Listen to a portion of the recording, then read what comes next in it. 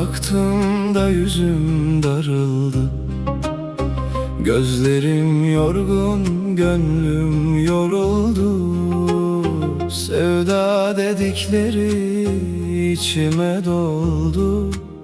Ben mi çirkindim, kader mi böyle? Kimse görmedi içimde yangın.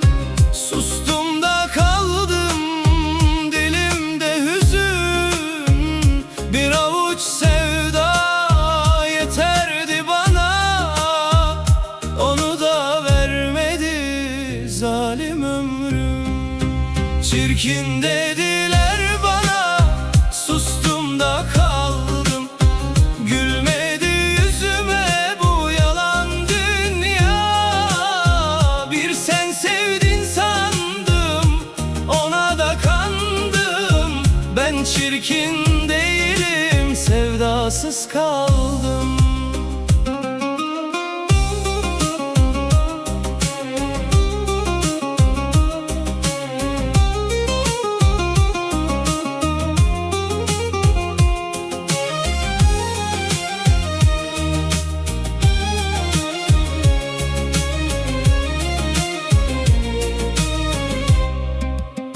Sokaklar dar gelir sensiz gecede. Adını sayıklar dilim hecede. Giden mi suçludur, kalan mı derde? Ben mi çirkindim, seven mi kördü?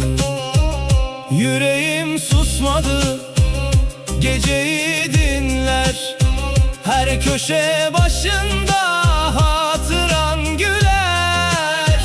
Bir gün dönersin diye ben ömrümü verdim, yolları bekler. Çirkin dediler bana, sustum da kaldım. Gülmedi yüzüme bu yalan dünya. Bir sen sevdin sandım, ona da kandım. Ben çirkin değilim, sevdasız kaldım.